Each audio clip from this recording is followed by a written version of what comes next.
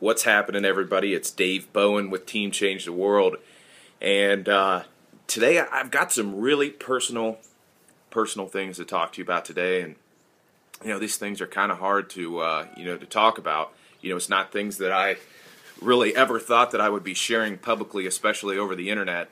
But if you watched my video yesterday, I told you that I was going to be doing a video telling you, my story, because you may see that, all the success that I'm having, the sales that I get on autopilot, the leads that I get on autopilot, being able to do this full time at 24, living the life of freedom, on the internet, and that stuff's great. It is. It's great.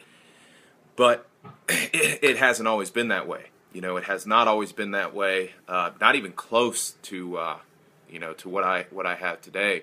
And I want to tell you about that because I want you to see that I'm just a normal human being, just like you, that has gone through struggles, that has experienced some very tough things. Even though I'm only 24, I have been through hell and back, I've gone through a lot of struggles, and, that's what I want to talk to you about today.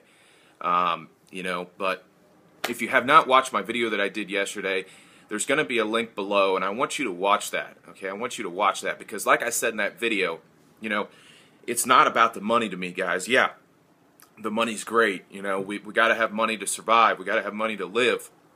But what it's about to me is sharing my story, inspiring you. Because this is one thing that I learned at the event that I just experienced this weekend that I was at, is that the struggles that we go through have a purpose. Okay, there is a purpose and a reason for everything that we go through, and that is so that I can get through those struggles on the other side, experience success after those struggles, and turn around and share my struggles with you, and that way I can inspire you, because you might be going through the same struggles that I've gone through, and I want you to know that you can get through them. I believe in you. I believe in you. You can get through them. You can get out on the other side, and you can experience the success that I'm having. But you have to follow basically what I have been telling you guys to do, and that is to take action. Take action, make a difference in your life, change your life, and make a difference in thousands of people's lives around you, okay? But anyways, let me get to my story, my content. I was born in Houston, Texas. I only lived there for about a year and a half.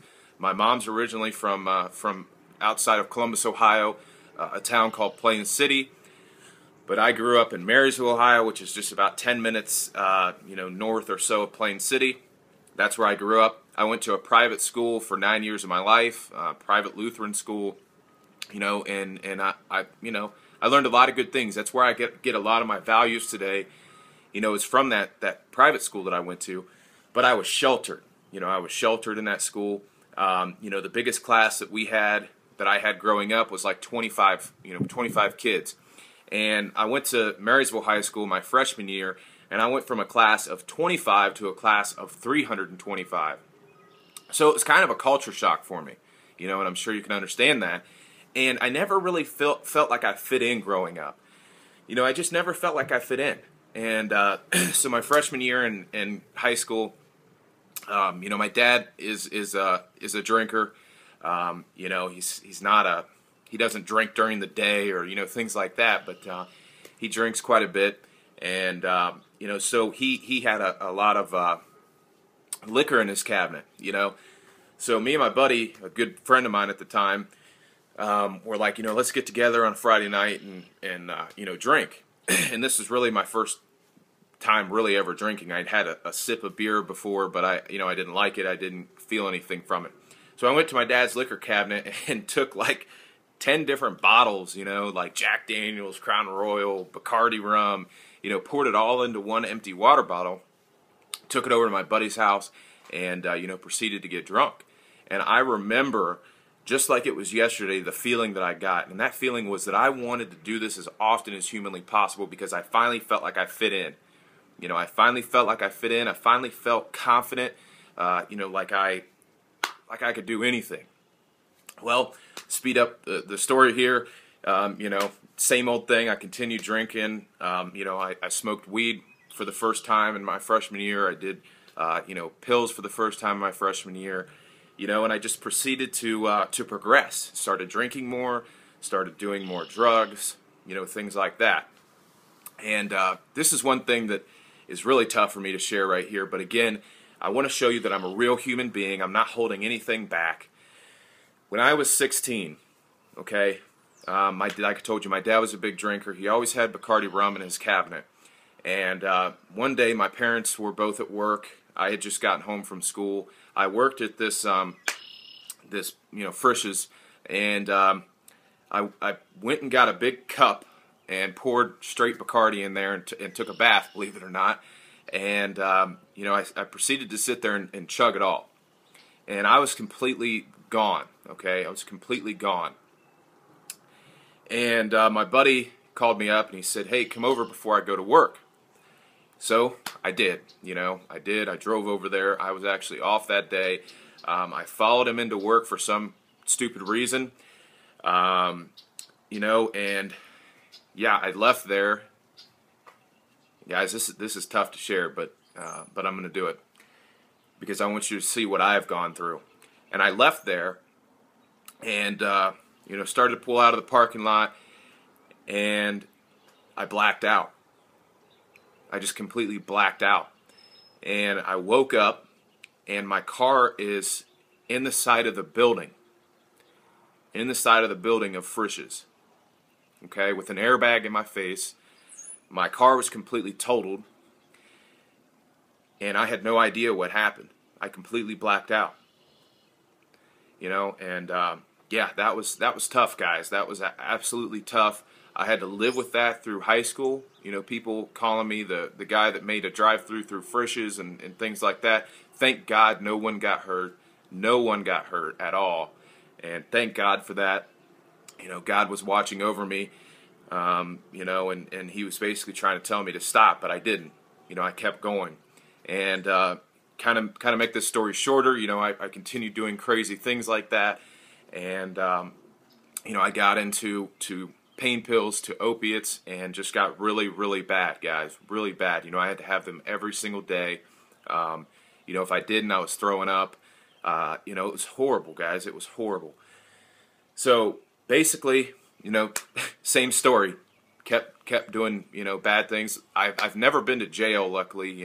That doesn't make me any better than anybody else, but I've never been to jail. Thank God, by the grace of God, somehow I never been to jail.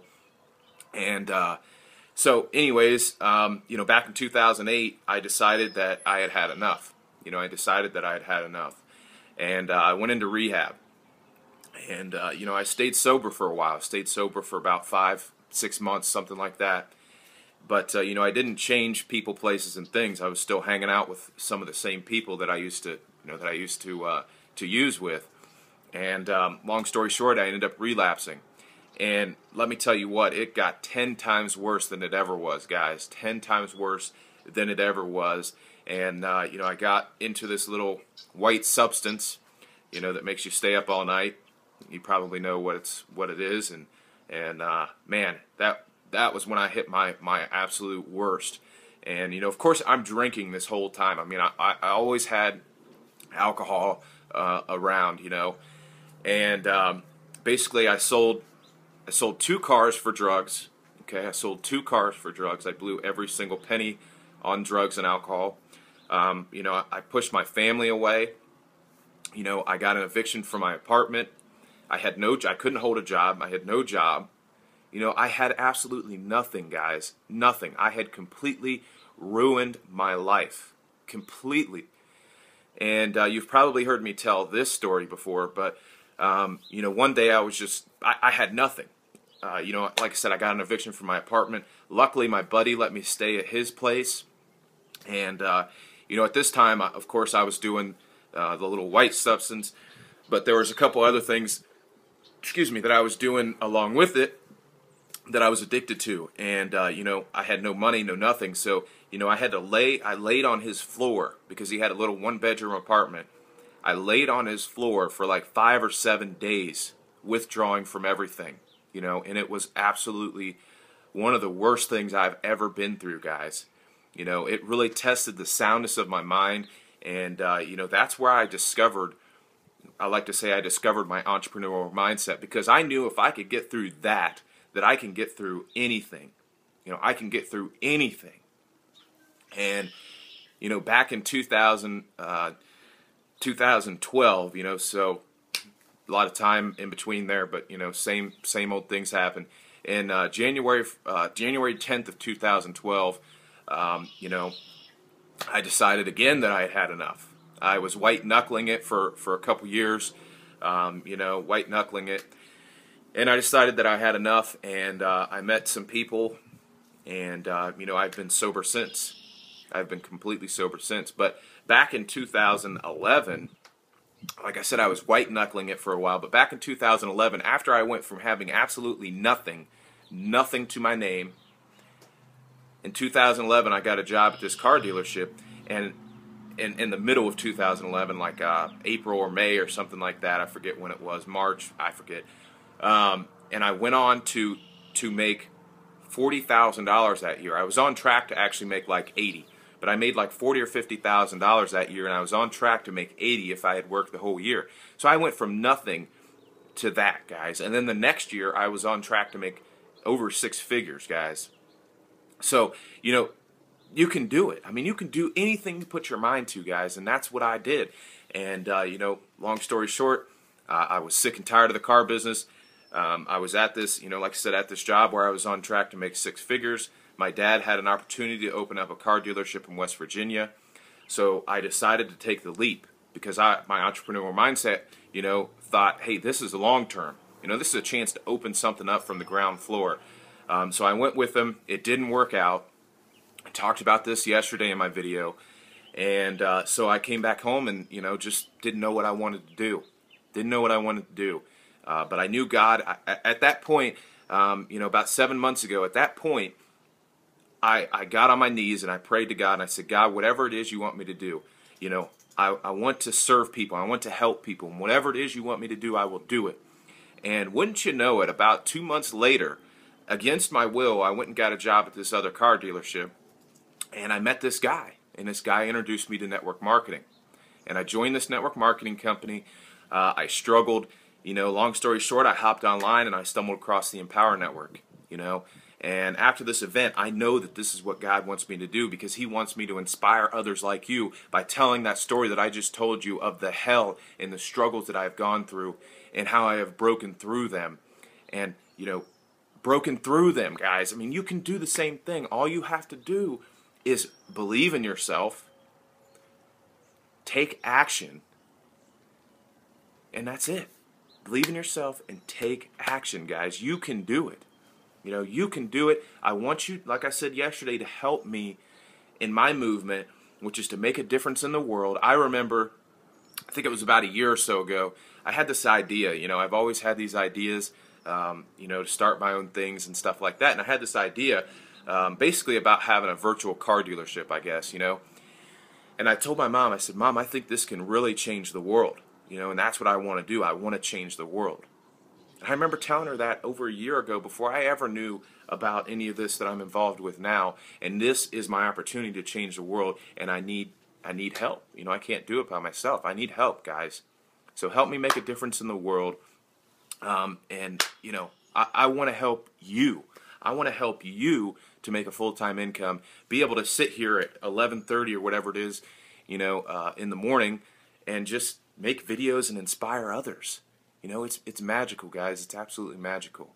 So, there should be a link in the email that I sent you. I'm not trying to sell you, but if you believe in what I'm trying to do, and if you believe that I really want to help you, which I do, then click the link in the email that got you here. Click the link below this video and get started, guys.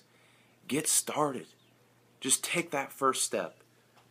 I believe that you can do it, because if I can do it, anybody can do it. If a broke alcoholic and drug addict that had absolutely nothing can do it, you can do it, guys.